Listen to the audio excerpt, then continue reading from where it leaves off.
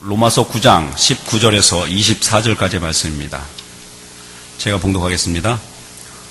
혹 내가 내게 말하기를 그러면 하나님이 어찌하여 허물하시느냐 누가 그 뜻을 대적하느냐 하리니 이 사람아 내가 누구이기에 감히 하나님께 반문하느냐 지음을 받은 물건이 지은 자에게 어찌 나를 이같이 만들었느냐 말하겠느냐 토기 장이가 진흙 한 덩어리로 하나는 귀히 쓸 그릇을 하나는 천이 쓸 그릇을 만들 권한이 없느냐 만일 하나님이 그의 진노를 보이시고 그의 능력을 알게 하고자 하사 멸하기로 준비된 진노의 그릇을 오래 참으심으로 관용하시고 또한 영광 받기로 예비하신 바 긍휼의 그릇에 대하여 그 영광의 풍성함을 알게 하고자 하셨을지라도 무슨 말을 하리요 이 그릇은 우리니 곧 유대인 중에서뿐 아니라 이방인 중에서도 부르신 자니라. 아멘.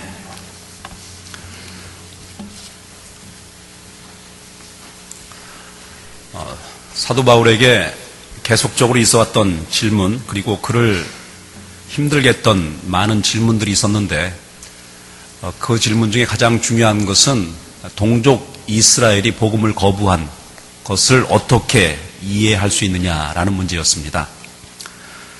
실제로 이방인의 사도로 부르심을 받았지만 유대인들에게 복음을 전했음에도 불구하고 그들이 그것을 거부하고 박해하며 오히려 핍박하는 모습으로 나타났고 반면에 이방 사람들은 바울이 복음을 전하면 금방 복음을 받아들여 구원에 이르는 그런 모습들을 보면서 하나님께서 하나님의 백성으로 삼으신 이스라엘을 과연 버리신 것인가 라는 그런 질문을 할 수밖에 없는 그런 상황 가운데 있었습니다.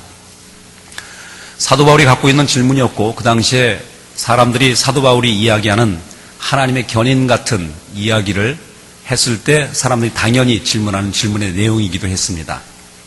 하나님의 견인이라고 하는 것은 하나님께서 한번 선택한 사람은 끝까지 하나님의 열심으로 책임지시고 하나님의 결국에 구원의 완성을 이루도록 하시겠다라는 하나님의 그런 의지입니다. 이것이 하나님의 견인인데 이러한 견인의 교리, 이런 견인의 하나님에 대한 이런 이해를 바탕으로 해서 봤을 때 한번 하나님의 자녀 삼으신 이스라엘 백성들을 하나님이 버리셨다라는 것은 결국 하나님이 약속을 저버린 것이고 또 한 번 구원한 사람을 끝까지 포기하지 않겠다라는 하나님의 말씀에 대해서 스스로 위배하는 것이 아니냐라는 그런 질문을 받기에 충분합니다. 그래서 사도 바울이 그러한 이야기를 쭉 이야기하면서 결코 그럴 수 없다라고 하나님께서 약속을 버리신 것도 아니고 또 하나님의 견인이 없어진 것도 아니다라고 이렇게 이야기를 합니다. 그러면서 하나님은 구약시대부터 시작해서 계속적으로 모든 이스라엘이 아니라 약속된 사람들만 구원하셨다라는 것을 이 아브라함의 자식들의 예를 통해서 이삭의 자식들의 예를 통해서 이렇게 설명을 합니다. 아브라함의 자식이었음에도 불구하고 선택받은 사람이 있었고 또 선택받지 못한 사람이 있었고 또 아버지와 어머니의 조건이 동일함에도 불구하고 큰 자는 하나님께 미움을 당하고 작은 자가 하나님의 사랑을 받았다라는 것을 통해서 이 하나님의 선택받은 사람만 그 혈통에 상관없이 구원을 받았다라는 것을 설명을 하고 있습니다. 자, 그런데 여기까지 이제 논리가 진행되니까 그 다음에 나오는 질문은 어떤 것이냐면 그러면 하나님께서 약속되어진 사람을 이렇게 구원하시는 그것을 꾸준하게 지켰으면 하나님께서 이런 성도의 견인이라는 것에 대해서는 불만이 없는데 그럼 결국 하나님께서 어떤 사람은 사랑하시고 어떤 사람 미워하셨다는 것은 하나님께서 불의한 것이 아니냐, 불공평한 것이 아니냐라는 질문에까지 이를 수밖에 없습니다. 사람들이 지금 이런 사도 바울의 설명에 대해서 지금 하나님께서 불공평하신 것이 아니냐, 불의하신 것이 아니냐라고 이렇게 질문하는 거예요. 그랬더니 지금 사도 바울이 뭐라고 표현하고 있느냐면 이 사람아 내가 누구이기에 감히 하나님께 반문하느냐. 지금까지는 여러 가지 반문에 대해서 논리적인 설명을 통하여서 그들을 설득하려고 했습니다. 그런데 막상 하나님께서 불의하시다, 하나님께서 잘못하셨다라는 그런 마지막 질문이 나오니까 지금 사도 바울이 뭐냐면 이 사람아 내가 누구에게 감히 하나님께 반문하느냐 라고 지금 질책하고 있는 내용은 더 이상의 논리적인 설득이 없습니다. 기본적으로 너희의 그러한 질문을 하는 태도 자체가 불의한 것이고 잘못된 것이다라는 것을 직설적으로 이야기하는 것입니다. 다시 말하면 지금 어떤 의미가 있느냐면 적반하장도 유분수다라는 얘기입니다. 지금 하나님께서는 우리를 창조하셨습니다. 우리는 그의 피조물입니다. 만드신 하나님께서 우리를 이렇게 만드실 수 있고 저렇게 만드실 수 있는 것이지, 만들어진 존재가 왜 나를 저렇게 만들었냐고, 저렇게 만들지 않았느냐고 그렇게 이야기할 수 없다라는 거예요. 하나님의 주권을 인정하라는 얘기입니다. 근데 사람들은 계속해서 하나님의 주권을 인정하지 않고 우리의 조건으로 하나님께서 어떤 일을 행하셔야 한다라고 자꾸 주장을 하는 거예요. 사실상 이것이 죄입니다. 지금 하나님께서 불의하시다, 하나님의 마음대로 어떤 사람은 사랑하시고 어떤 사람은 미워하셨다라는 것이 불의한 것이다라고 말하는 모든 사람들의 마음속에는 어떤 것이 있느냐면 인간의 구원의 조건이 인간 속에 있어야 한다라고 주장하는 거예요. 이것이 죄입니다. 어떤 의미에서 죄일까요? 하나님께서 인간을 만드셨어요. 에덴 동산에서 선악과를 통해서 하나님의 말씀을 순종하기를 원하셨습니다. 그런데 선악과를 따먹으면서 인간이 하나님처럼 되고자 했습니다. 내가 피조물로서 하나님께 만들어진 존재로 삶을 살지 않고 내가 하나님 같은 존재가 되어서 모든 선과 악을 조정하고 결정하는 위치에 서겠다라는 거예요. 이것이 인간이 지은 죄입니다.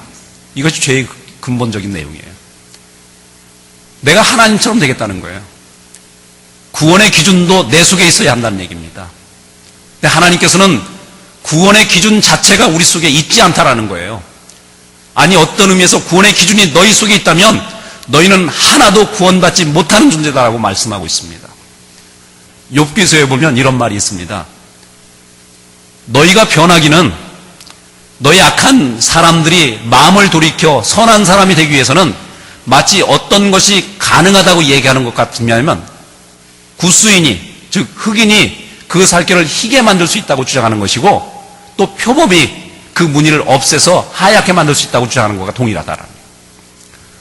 사람은 본질적으로 선을 이룰 수 있는 조건이 우리 속에 없습니다. 그런데도 불구하고 우리는 하나님께서 그러한 조건을 우리에게 주지 않았다고 하나님을 원망하고 있는 거예요. 이것은 마치 우리가 가끔 삶이 어려우면 이런 하소연을 하지 않습니까? 어머니 왜 나를 낳으셨나요? 여러분 안 해보셨어요? 어머니 왜 나를 낳으셨나요? 좋을 때는 한없이 좋다가 삶 속에서 어려운 문제가 생기면 우리는 금방 어머니 왜 나를 낳으셨나요? 원망하고 비난하고. 우리가 취하고 있는 태도들이에요. 예레미야서에 보면 이런 말이 있습니다. 18장 1절에서 12절 말씀 보니까 제가 좀 긴 말씀이지만 제가 좀 봉독하겠습니다. 여호와께서 예레미야에게 임한 말씀에 이르시되 너는 일어나 토기장의 집으로 내려가라. 내가 거기에서 내 말을 내게 들려주리라 하시기로 내가 토기장의 집으로 내려가서 본즉 그가 농로로 일을 하는데 진흙으로 만든 그릇이 토기장의 손에서 터지매 그가 그것으로 자기 의견에 좋은 대로 다른 그릇을 만들더라. 그때 여호와의 말씀이 내게 임하니라. 이르시되 여호와의 말씀이니라. 이스라엘 족속아, 이 토기장이가 하는 것 같이 내가 능히 너에게 행하지 못하겠느냐. 이스라엘 족속아, 진흙이 토기장의 손에 있음 같이 너희가 내 손에 있느니라. 내가 어느 민족이나 국가를 뽑거나 부수거나 멸하려 할 때 만일 내가 말한 그 민족이 그의 악에서 돌이키면 내가 그에게 내리기로 생각하였던 재앙에 대하여 뜻을 돌이키겠고, 내가 어느 민족이나 국가를 건설하거나 심으려 할 때 만일 그들이 나보기에 악한 것을 행하여 내 목소리를 청종하지 아니하면 내가 그에게 유익하게 하리라고 한 복에 대하여 뜻을 돌이키리라. 그러므로 이제 너는 유다 사람들과 예루살렘 주민들에게 말하여 이르시기를 여호와의 말씀에 보라, 내가 너희에게 재앙을 내리며 계책을 세워 너희를 치려 하노니 너희는 각기 악한 길에서 돌이키며 너희의 길과 행위를 아름답게 하라 하셨다 하라. 그러나 그들이 말하기를 이는 헛되니 우리는 우리의 계획대로 행하며 우리는 각기 악한 마음이 완악한 대로 행하리라 하느니라. 원래 하나님께서는 인간을 거룩하게 만드셨습니다. 오늘 본문의 말씀에 보니까 하나님께서 진흙 한 덩어리로 하나는 귀 있을 그릇을 만들시고 하나는 천 있을 그릇을 만들 권한이 있다라고 말씀하고 있습니다. 이 말씀은 하나님께서 어떤 그릇은 천 있을 그릇으로 어떤 그릇은 귀 있을 그릇으로 만드셨다는 의미가 아닙니다. 처음부터 천하게 태어난 사람도 없고 처음부터 귀하게 태어난 사람도 없고, 아니 어떤 의미에서는 우리 모두가 귀하게 태어난 존재입니다. 하나님은 하나님의 형상으로 우리를 만드셨어요. 그렇게 귀한 존재입니다. 그 존귀한 자들이 내가 하나님처럼 되고자 하는 욕심에 따라서 행하여서 그 존귀함을 잃어버렸습니다. 근데 하나님께서 그것을 놔두셨어요. 내버려 두셨다고 얘기합니다. 로마서에도 보니까 그런 표현이 나옵니다. 그러므로 하나님께서 저희를 마음의 정욕대로 더러움에 내어버려 두사 저희 몸을 서로 욕되게 하셨으니 이는 저희가 하나님의 진리를 거짓 것으로 바꾸어 피조물을 조물주보다 더 경배하고 섬김이라. 우리가 죄를 지은 것을 하나님께서 짓도록 허용하셨다라는 그런 의미가 있습니다. 그러니까 우리는 원래가 존귀하게 만들어진 그릇인데 우리가 하나님처럼 되고자 하는 죄성으로 인하여 우리가 천한 그릇이 되는 것을 하나님께서 허락하셨다라는 그런 의미가 되겠습니다. 그러니까 하나님께서 누구는 귀한 그릇으로 누구는 천한 그릇으로 만드셨다는 얘기가 아니라 하나님은 천하게 되어지도록 허용하실 수 있는 권한이 있다라는 그런 얘기로 이렇게 이해를 하셔야 합니다. 자, 그런데 중요한 것은 무엇이냐면 결국 사람들이 이러한 하나님의 주권에 대해서도 계속적으로 하나님께서 불의하시다라고 말씀하시는 것은 되짚어보면 이런 얘기와 동일합니다. 내가 지금 하나님의 진노하신 가운데 있는데 왜 하나님 나를 위하여 오래 참으십니까?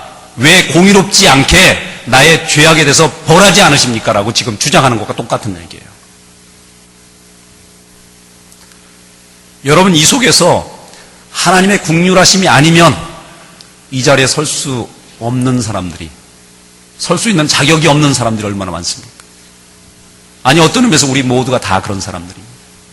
우리는 하나님의 긍휼하심이 없으면 이 자리에 설 수 없는 사람들이에요.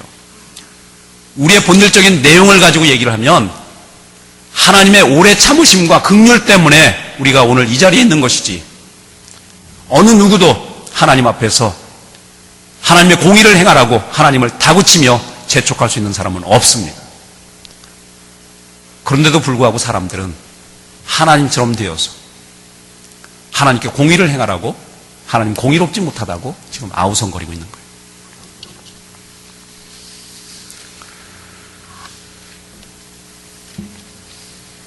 여러분,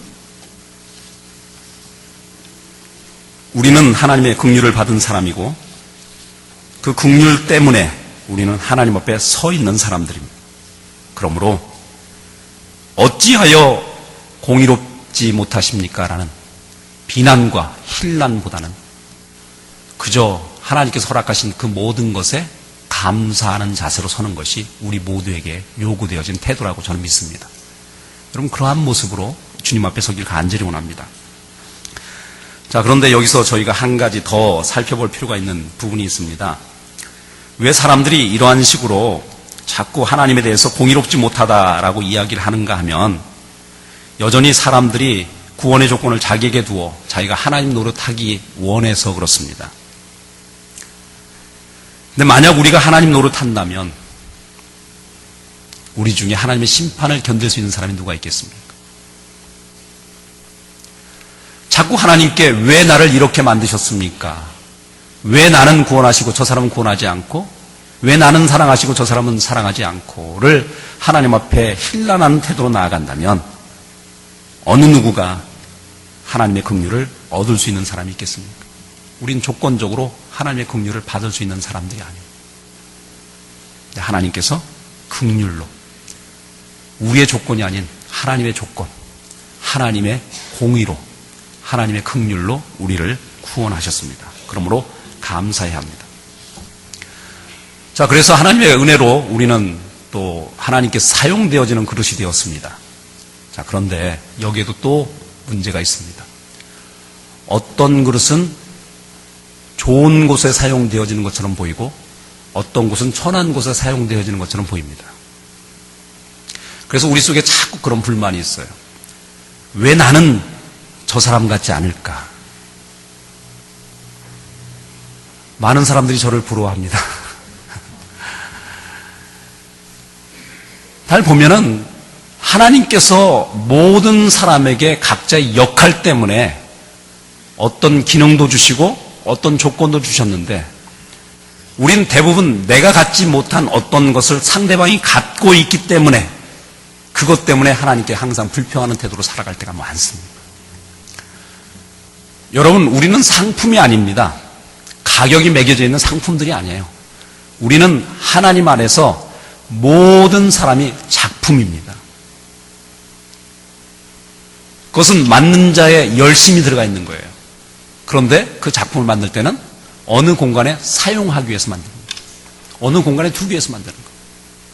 근데 자꾸 우리는 그 공간에 들어가 있을 때, 그 위치에서 내가 어떤 일을 할 때 가장 아름답고 좋은 것인데, 우리는 그 공간에 있기를 원치 아니하고 자꾸 다른 사람의 위치에 서려고 합니다. 여기에서 사회적인 갈등이 생기고 교회 안에서의 갈등이 생기는 거예요. 내가 어떤 존재로 어떤 역할을 하기 위해서 하나님께서 만드셨는지, 내가 5달란트 받은 자인지 2달란트 받은 자인지 1달란트 받은 자인지를 확인하고 나에게 주신 것을 가지고 최선을 다하고 충성되게 일하는 것이 하나님께서 나에게 요구하시는 것인데도 불구하고, 우리는 내가 받은 2달란트에 대해서 항상 만족하지 못하고 5달란트 갖고 있는 사람을 향해서 항상 질투와 질시를 보내고 있다는 거예요. 이게 문제입니다. 예전에 어느 목사님께서 이런 예화를 한번 들려주신 적이 있는데, 제가 들은 지 한 20여 년이 지난 시점인데도 불구하고 아직 머릿속에 아주 생생하게 박혀 있습니다. 어떤 예화냐면, 이제 한국의 탤런트들, 영화 배우들 있지 않습니까? 옛날에 영화 배우들은 일단 인물로 선출을 했습니다. 옛날 영화 배우들은 성격파 배우들이 그렇게 많지 않았습니다. 다 인물들이 좋았어요. 특별히 여배우 같은 경우에는 저희 집사람 미모 정도만 됐습니다. 근데 이 여배우들이 다 젊은 사람들, 미모가 있는 사람들 다 뽑다 보니까 어떤 현상이 생겼냐면, 드라마를 할 때 어떤 드라마는 젊은 사람의 역할도 필요하고 나이 든 사람의 역할도 필요한 거예요. 엄마와 딸도 나오는 드라마인데 모든 사람이 인물을 가지고 선택되었기 때문에 어떤 사람도 화장을 진하게 해서 늘 나이 든 모습으로 보여지는 것을 꺼려하고, 화장이 칠해지고 난 다음에 다시 돌아서서 얼굴에 화장을 지우고 다시 민낯으로, 아주 정돈된 모습으로 이쁜 얼굴로 다시 나온다는 거예요. 그러니까 드라마를 보면은 딸인데 엄마 같고 엄마인데 딸 같은 그런 내용들이 많았다는 거예요. 부조화죠, 부조화. 정말 중요한 것이 무엇입니까? 어떤 상황이든 간에 자기가 있어야 할 위치 속에서 자기 역할을 감당하는 것이 옳은 겁니다.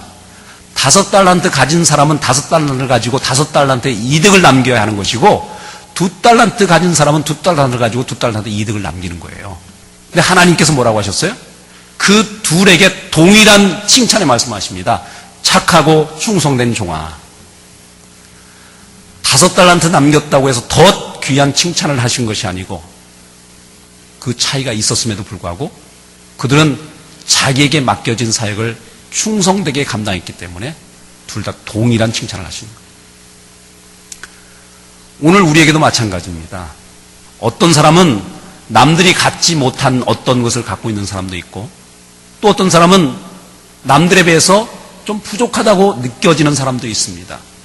어떤 사람은 드러나고 어떤 사람은 드러나지 않습니다.